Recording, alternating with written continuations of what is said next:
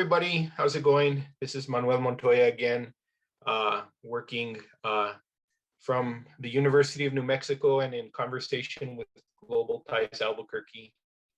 Hi, Global Ties.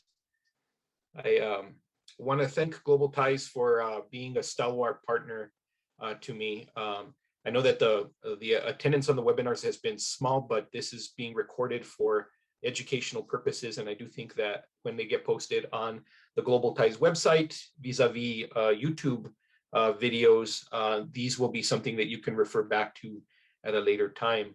I would just want to acknowledge David and Emmy, who are joining us as part of the conversation. Yuri and Sila, thank you so much for all of your support. And I think we'll go ahead and get started. What I want to do is I want to share the presentation that I have, and then we can open it up to a small conversation. I think embedded in this are going to be some exercises that I want to do as part of the discussion. But as you know, we've been having a three-part discussion about the 50th anniversary of the World Heritage Convention and what we need to revisit as we think about the 50th anniversary and how we prepare for updating or modifying the work that is being done, or acknowledging the work that's being done to modify the World Heritage concept to the new economic, social, and political realities of our time. And so just as a revision or a revisitation for everybody, anybody who's new and is watching this session for the first before the other two sessions, the convention was established in 1972 and defines the kind of natural or cultural sites which can be considered for inscription on what's called the World Heritage List.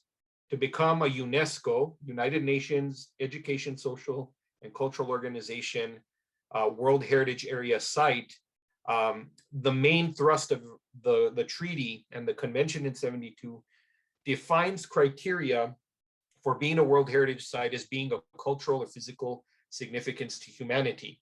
And this also includes the concept of intangible heritage. If you want to learn a little bit more about the nuances of those categories, please go to the other discussions, sessions 1 and 2 that we had on this particular concept. Again, in New Mexico, which is where we're operating out of, Taos Pueblo, Chaco Canyon, and Carlsbad Caverns are examples of UNESCO World Heritage sites here. And then we've had discussions, particularly in the last session, about intangible heritage, particularly in relation to agricultural heritage within the region. When we last left our heroes, we were talking about, and here's a summary of the first two sessions. The very first session focused on the way that nations serve as the dominant proxy for the state duties that UNESCO sites and World Heritage Area sites rely on in the convention. This question of state duties basically means if you get a World Heritage sites, who is in charge of maintaining those sites? Who receives supportive money from UNESCO? Who manages the sites? And this is why in many cases, the physical landscapes that become World Heritage sites in the United States, for example, have to become National Park Service or national parks before, because then they can be managed by the appropriate bureau and the Department of Interior here in the United States. So that's one problem about World Heritage, is that it's mediated by nation states as the primary proxy. The second session, though, focused on agricultural landscapes as a form of World Heritage and how land contains rights in and of itself. Can a river have human rights, in other words?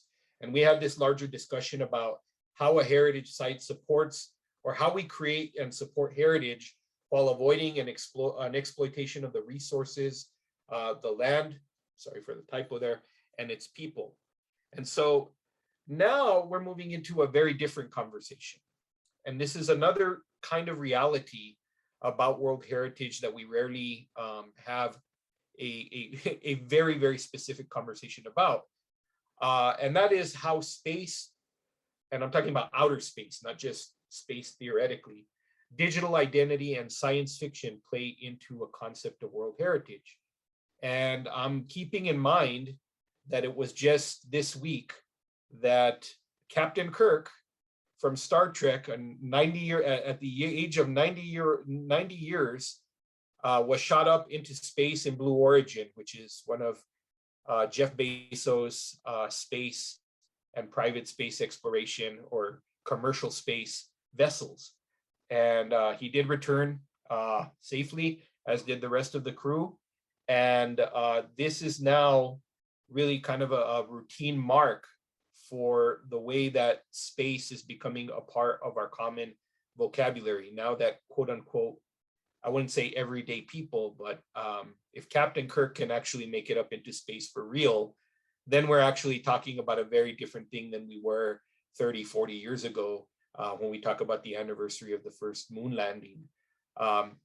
This brings up a bunch of different questions about space. And in Albuquerque in particular, a little bit of a nod to Randy Trask and the New Mexico Trade Alliance and to Q Station and to various other organizations here in the state of New Mexico that are very much geared toward developing New Mexico as a space economy place.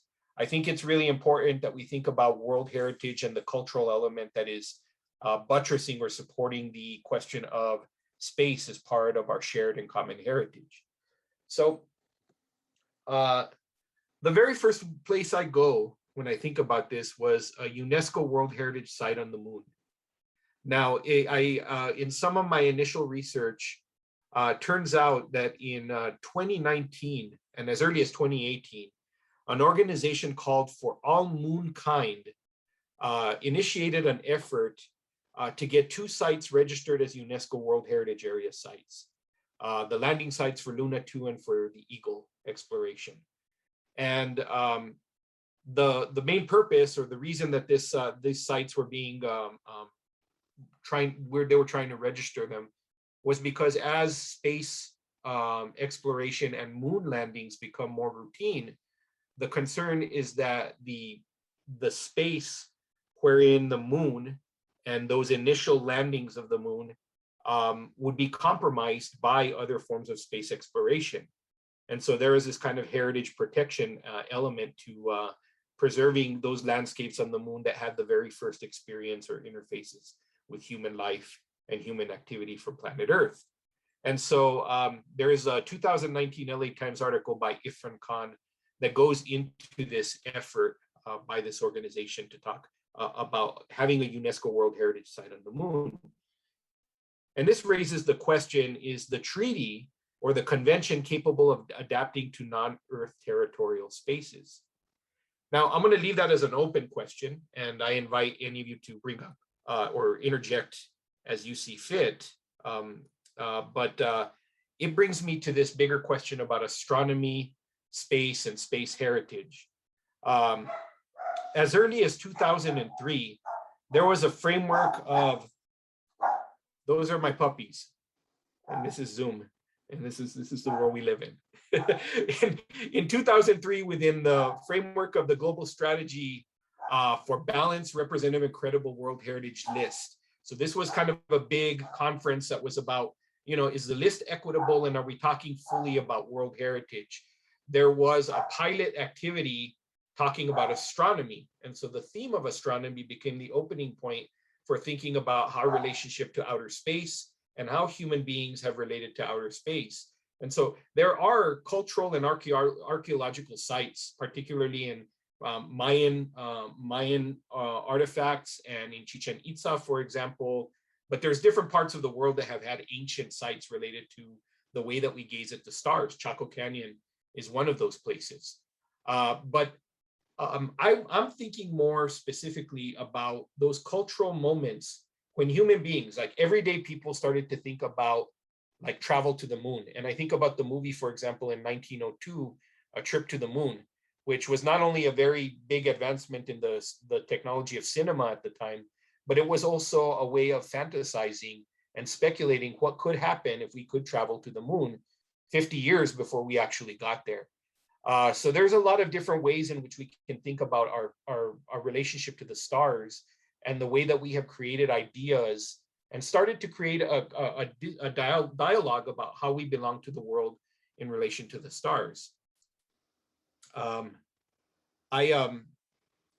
also, in order to keep that conversation around, I know it's just a few of us around the table, but I'm going to ask you guys, can you name at least one event, a location, or a piece of art and media? That could be a movie, it could be a song, it could be anything that you think represents space heritage in a way that is world heritage, and why?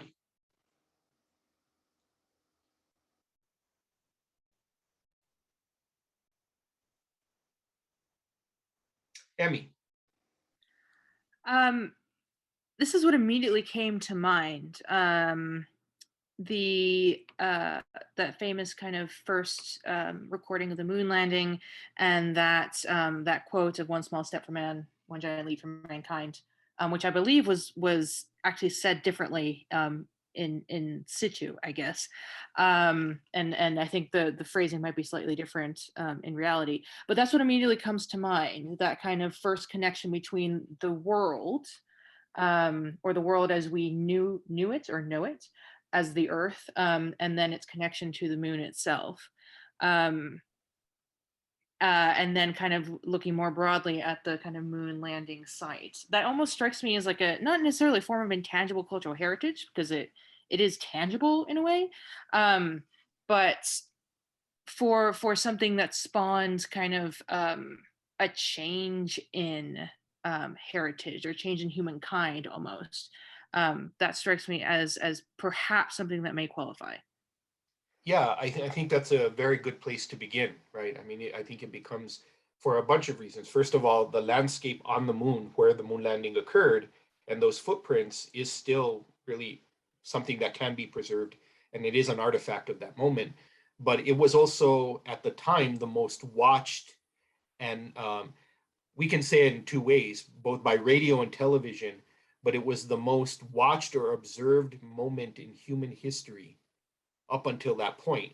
9/11 beat that when the towers came down, but again, it was one of those things where everybody in the world was watching that at the same moment. So I think that has a lot of significance in and of itself. That's a great one.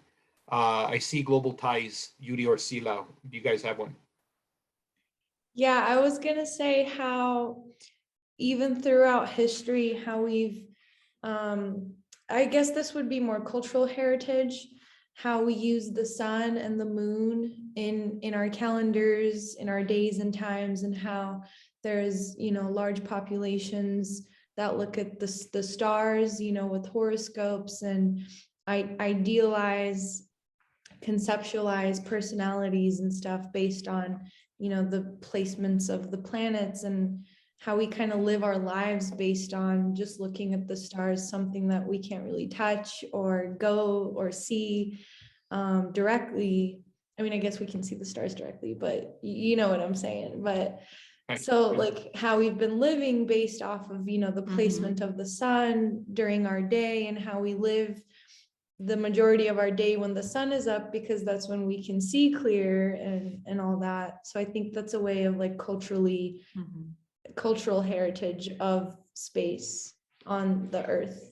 Just really quick, Doctor, I would like to add, reminds me of back home, we have Teotihuacan, and we have all the, the pyramids, and there is one in particular, Xochicalco, where it's close to where I'm from in Morelos, close down south from Mexico City. And they have this hole in one of the pyramids where they knew when they supposed to be doing the harvest, and it was based on like how the moon or the sun is going to be, aligned. So that is amazing, just for them to know when they're going to be having a better harvest for everybody, for them to have food, for their families. That's amazing. That's how they were able to know about the astronomy and the calculations that they needed for them to build those pyramids. And at the same, we're talking about, how many years ago?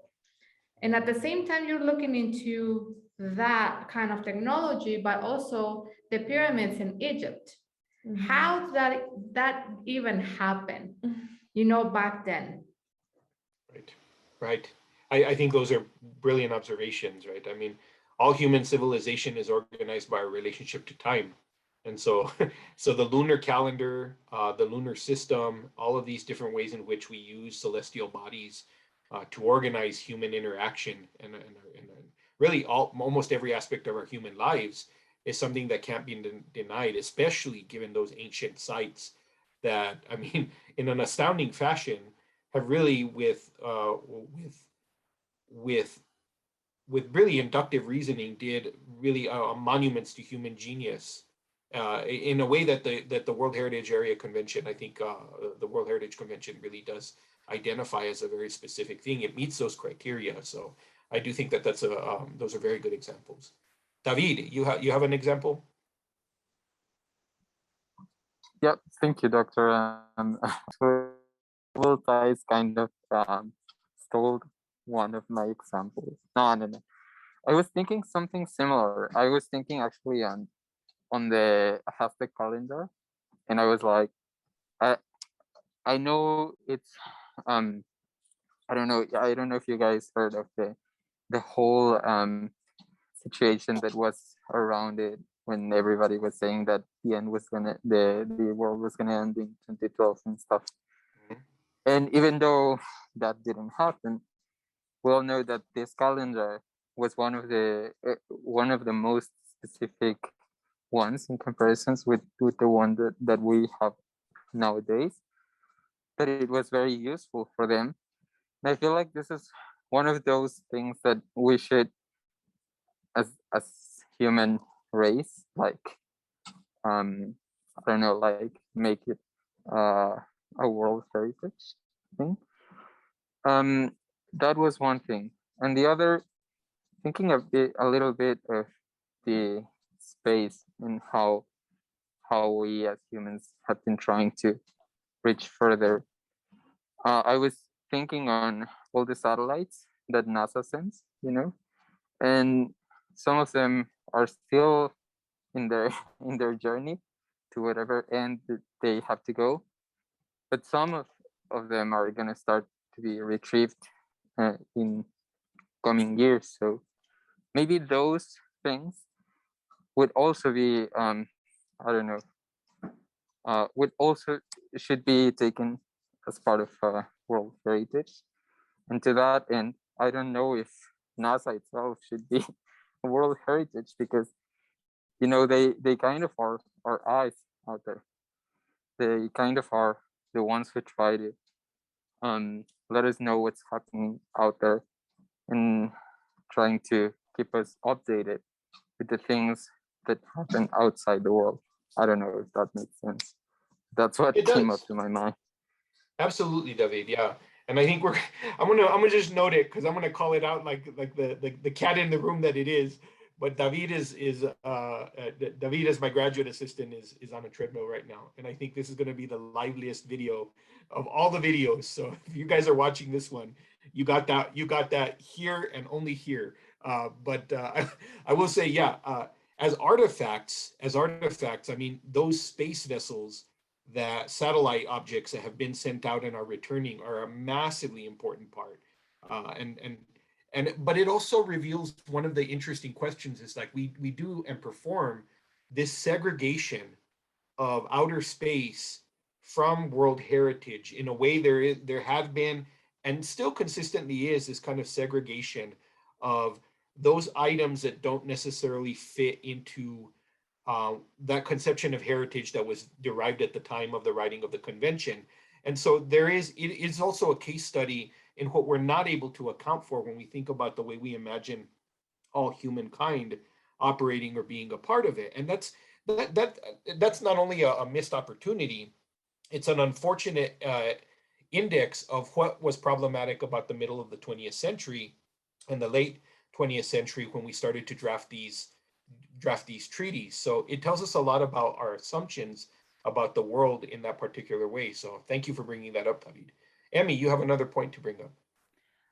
Yeah, I just want to go off of something that David brought up regarding the satellites. Thank you very much for bringing that up, David, because it immediately made me think of, and I had to look this up because I didn't remember their exact name, but the Voyager Golden Records, where we tried I say we as in like humanity, try to like encapsulate all of ourselves onto these golden discs that are then sent off into the universe. And I feel like there's, well, in and of itself, I find that very impressive. I also, in certain ways, find that very like kind of problematic. Like, how could we manage to fit ourselves, all of ourselves as humans, onto these discs? And I feel like there might be a connection there between the Doctor, what you were saying regarding kind of like the state of the world post World War II when the convention was founded. There may be like a connection there between the state of the world when the convention was founded and also the state of the world that deemed it possible to condense all of humanity onto these discs and send them off as a representation of us. I find these golden discs kind of both impressive and also kind of concerning, and that's a kind of interesting dichotomy in and of itself. Yeah, Emmy, that's a great point. There's a definite politics of representation that go on when you think about when you put a time capsule together, or when you put some sort of image that represents what human life is like. You already get involved in some pretty deeply embedded assumptions about what humanity is. And I don't think that you can separate that from the Cold War politics of the time. It was called a space race for a very, very specific reason. And it was not just about the exploration of space. It was about dominance in terms of world power and the solidification of world power. And so there were all these different things that were embedded into it that don't necessarily represent in a relatively benevolent way the idea that we have a shared global heritage. So I really appreciate you bringing that up. These are all great examples, and then it leads me to think about really the next aspect of this, and that is digital identity. We're doing this conversation on Zoom, so really we're talking about digital identity already in practice, but is digital identity considered a form of heritage?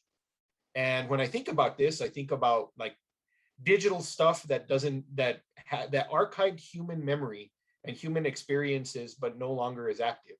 MySpace is a perfect example of that. That was an interface that was popular 21 years ago, and then was replaced by other forms of social media.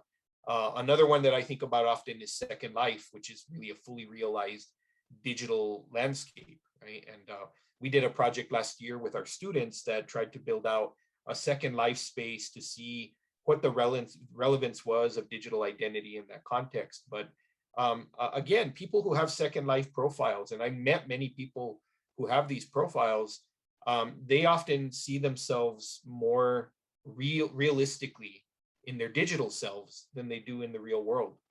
And there is that kind of level of digital connectivity that I think transfers into a form of heritage at some point.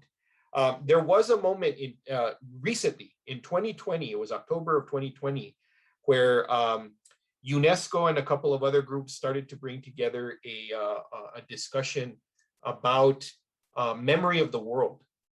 And it was called the Memory of the World Program. And it was really kind of thinking about digital archives and how there really was 4 different pieces of that were discussed. One was protecting cultural identity that's at risk.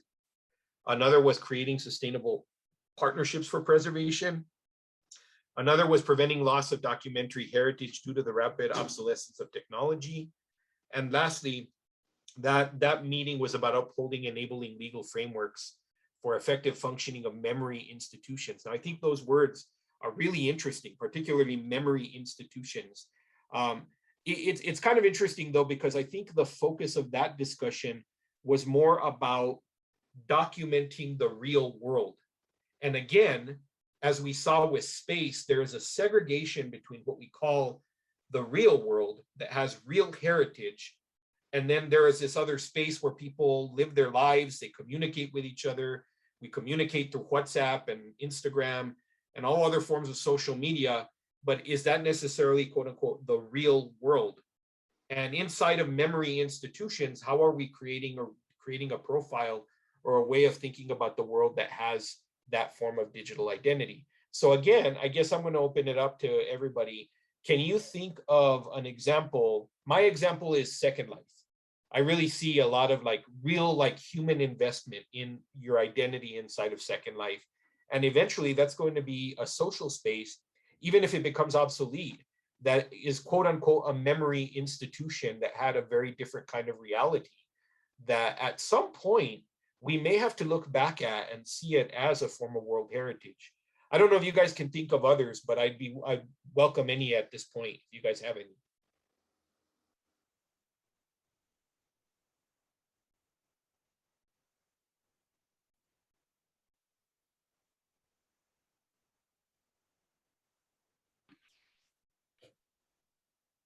Dr. Montoya, could you repeat your question, please? Yeah, so I was thinking of Second Life as a form of an institution of digital memory. Like people who are on Second Life, their Second Life identity is considered a very real identity for many of the people who have those profiles and those accounts.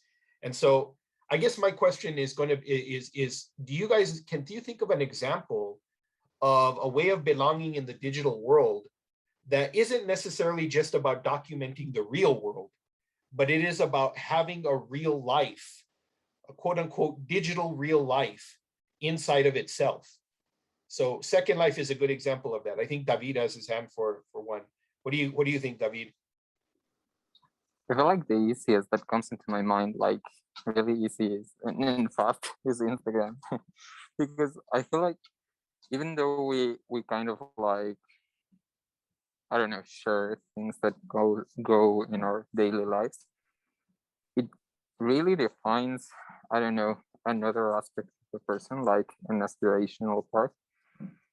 And I feel like for some, it's kind of like photo album, but for others, it means like accomplishments and maybe even, I don't know, like a different life, as you said, a different, I don't know, aspect of a person that he or she would want to propose to the world. And I feel like I don't know if it's ever gonna stop, if it's ever gonna be outdated. But what I do think is that everything that has been invested on there, it's gonna reflect how our society was trying to, I don't know, like showcase itself into the world in this decade and the past one. I feel like that would be my example. That's a good example. Thank you, David. Yuri and Sila, and then Emmy. I was thinking of the game Sims, how people log on and you create a life and you have kids and you make friends, and some people get really addicted like I did during the lockdown, and you just sit there and you just play for hours and hours. Some people invest money in it, like actual money in it, to like make their virtual friends. And now there's other games like, what is it, Minecraft, and Okay, you know, I've seen like that one. stuff like that, where kids are, you know, going in and living these virtual lives now.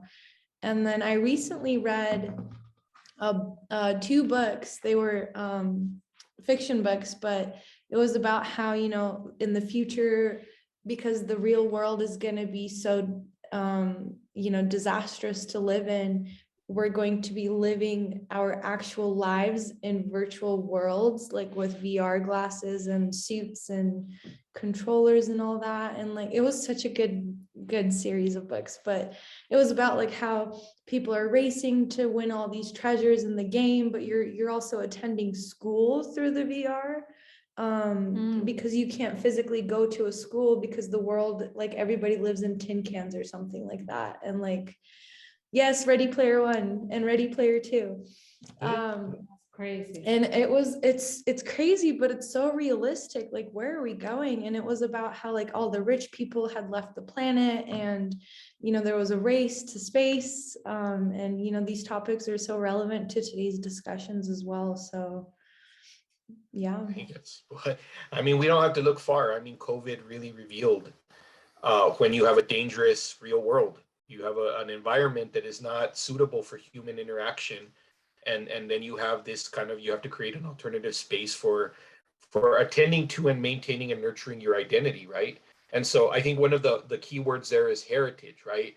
I guess one of the one of the hallmarks of this, and I don't know if we've seen it yet though, are these games like MMORPGs, like Fortnite, Minecraft, all of this stuff, the stuff that we're investing in, is it something that we then kind of pass on to a future generation?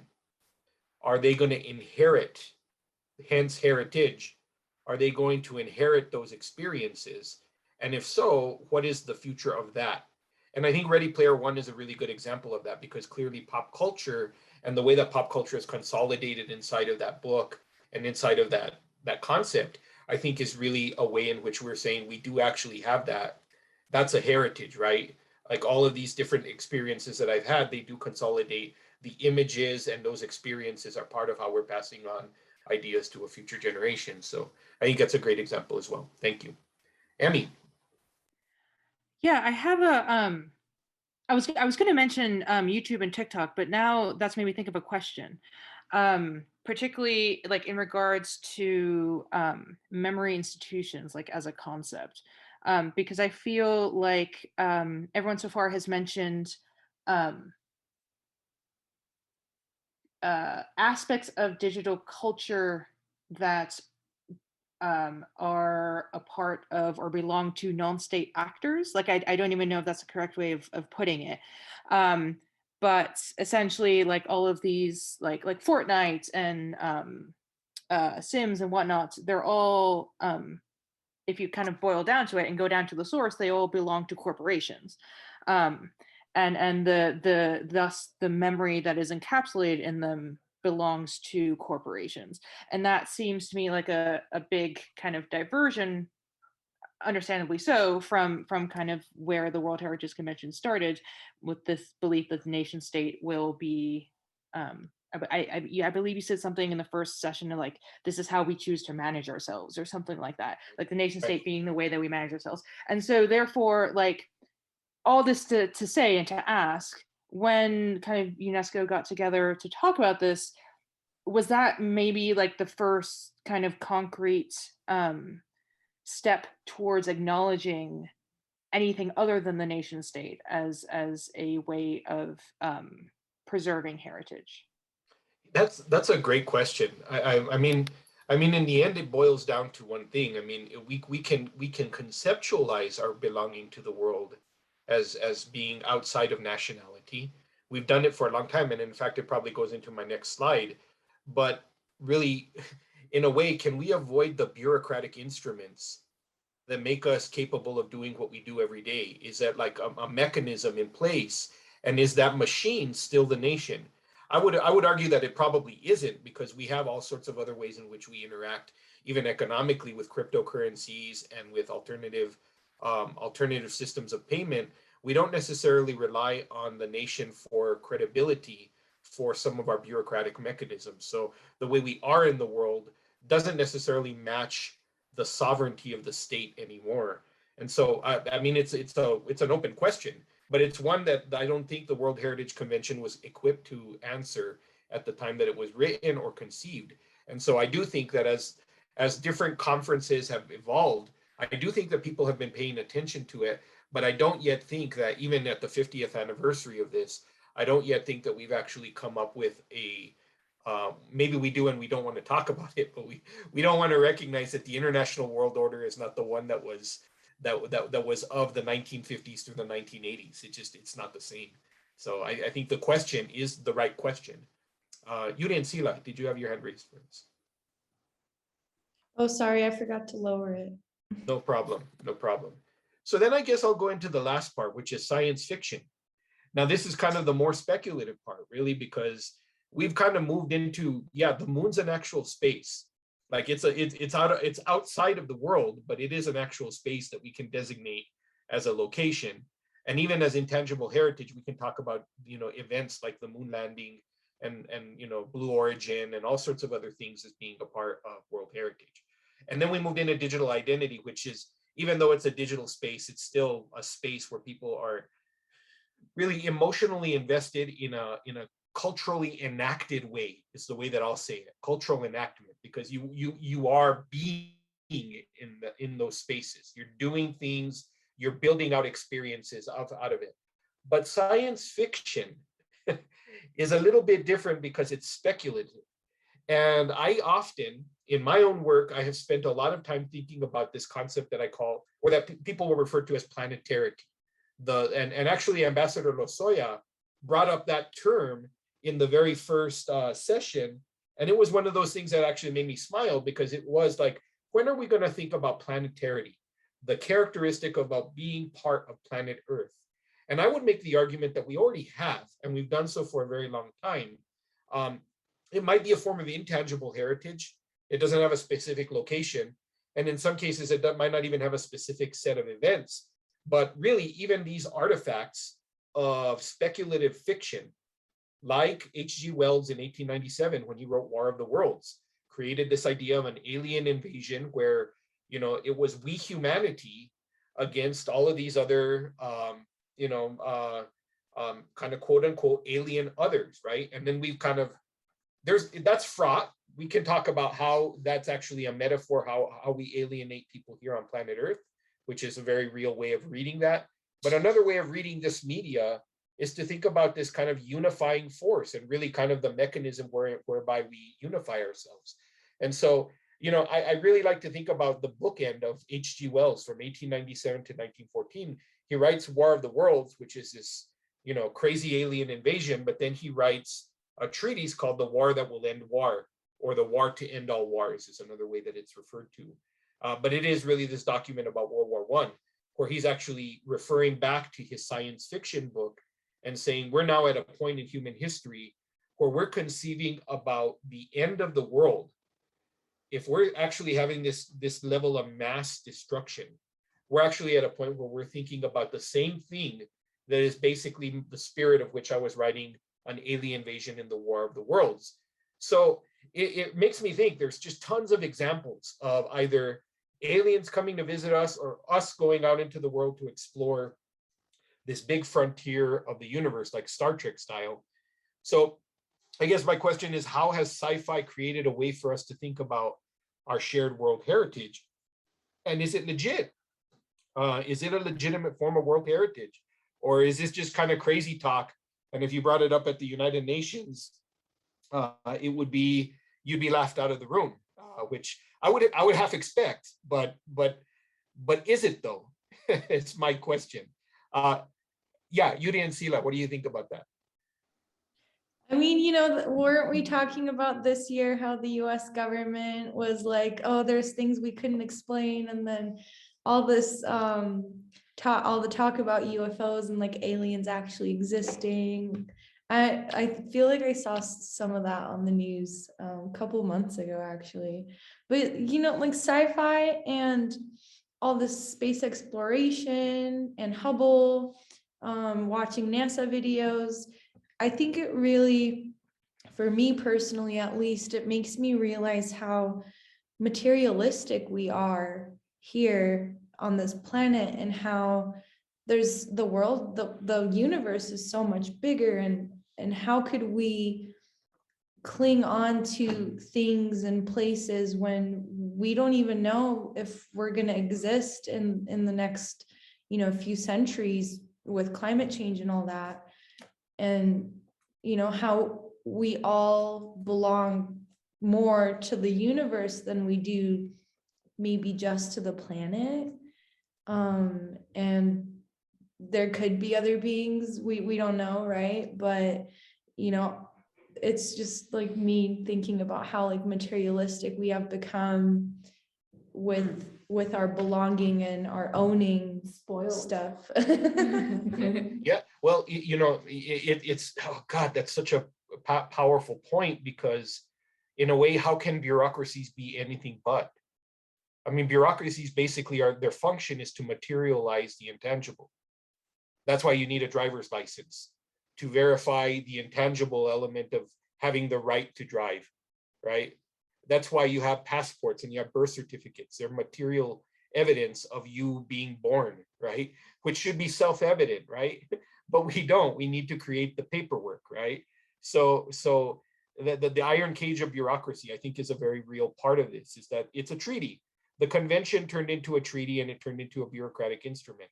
And so it, by definition, is already predisposed to think of itself materialistically. And so then now, but that doesn't have any bearing on how we think we belong to the world, which doesn't have that same bureaucratic obligation. So that's a really, really powerful point, and it's something I think we should all think about when we think about the value or validity of like why World Heritage even as a thing matters to us. Yeah.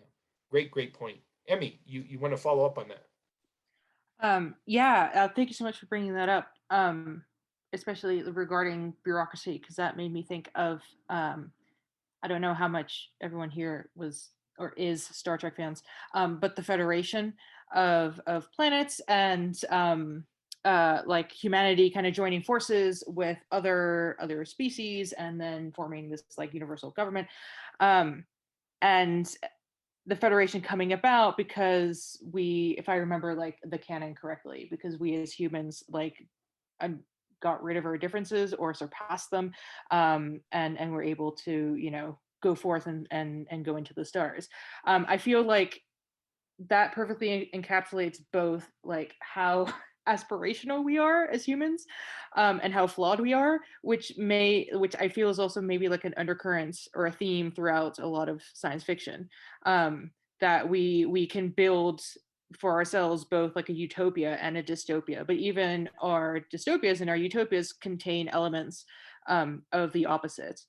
And so, like, for example, in this kind of glorious Federation of Star Trek, it's still very human centric, and a lot of like the divisions that are present, that we make for ourselves, like through class, race, and what have you, are still present in the Federation. They're just called something else. So even when we try to like blast off and become better, we bring ourselves with us, and even in our most kind of aspirational moments, we still reproduce what we find, or what perhaps the most problematic, to use that term again, elements of our own selves. Yeah, I don't quite know where I'm going with this, but that is what came to mind, especially with that talk of bureaucracy. No, I think I get what you're saying, particularly, and so this is the thing. It's the Federation or whatever story you're telling in the science fiction universe. I think they're still universes. First of all, we're just kind of imagining them, right? And I remember the quote by Gabriel Garcia Marquez: "All stories are true. Some of them really happened." And when you think about, like, if we were to say, and I think this is legitimate, I think if we were to say that the first super collider that split an atom is going to be a World Heritage Area site someday, I don't think anybody would blink an eye. I don't think anybody would be like, that's, yeah, of course, that's the thing right there, and we would all raise our thumbs or whatnot. But if we said that Star Trek was the laboratory wherein human beings were sorting out how we make assumptions about belonging to a bigger thing beyond planet Earth, people would laugh. They would not see it as a legitimate laboratory, even though it was a laboratory of ideas. And so again, to Sila's point, there's this materialism that I think we kind of privilege, that occurs when when the laboratory of ideas doesn't necessarily kind of manifest in that way, even though it's probably had just as big and probably even a related effect to those scientists that split the atom. Those were people that were actually reading, H.G. Wells, and they were reading the science fiction of the past, which is now kind of dominating and creating kind of the innovation of the future. So I'm boggled by that, and it's one of those things where I think we need to actually reflect on that a little bit. I know we're reaching the end of our hour, so I do want to talk a little bit about repeated challenges that I saw from the other two sessions in this discussion. One of them, of course, is states' duties, like who takes on the role of maintaining, quote unquote, the cultural heritage embedded in the items that we're currently discussing.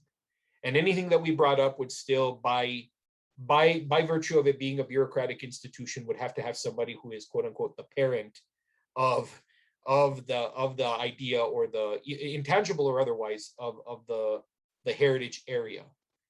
The second one is, do you think the World Heritage Convention is an appropriate place for this discussion? So maybe it's not. Maybe there is some other part of this discussion that is that is better accounted for in intellectual property, or better accounted for in other treaties that we have, like the Treaty of the Moon. I don't know, but I do think that if we're going to talk seriously about World Heritage, the World Heritage Convention needs to actually be part of that conversation, and then see what its limits are, and how we then think about our belonging to the world in this kind of other kind of transnational community sort of dialogue. And then two last points that I'll bring up is, what's the impact of having the aforementioned items more clearly defined as World Heritage, even economically and socially? Would it make a difference if the Sea of Tranquility, or if the lunar landing, the Eagle landing, or the Lunar 2 module, if those were World Heritage sites on the moon? Like, would it have some sort of economic impact as well? It probably would, probably more in a regulatory way rather than as like a producer of heritage. But I say that also on the onset of like commercial flights in space. So maybe not. Maybe there is an element of tourism, or maybe there's an element of civic engagement that does happen here that is also part of the discussion. And then the last part is, are the aforementioned items that we've been talking about today countercultural narratives to the World Heritage Convention and the international world system? I think, for example, about the Day the Earth Stood Still, which is, a famous science fiction film, also a short story. But in that story, Gort and Klaatu come down from another civilization, and they come to Earth, and they want to have a talk with everybody on planet Earth. And we as human beings are so territorial that we can't agree on where that meeting is going to occur. It's a fight between Washington and Moscow, and on and on. Like, there is no place that we can decide that would be the place where we would meet to discuss this. I would say New Mexico, but that's my bias. But the fact that these science fiction artifacts, these stories, and this media is criticizing the international world system, maybe is precisely why they don't necessarily fit in the WHC directly.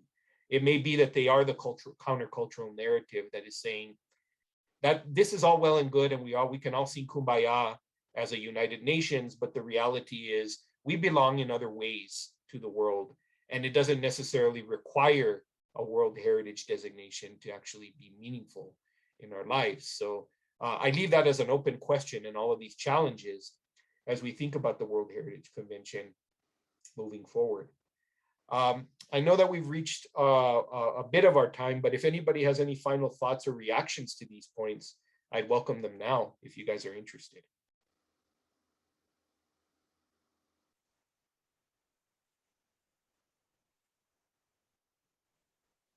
Okie dokie.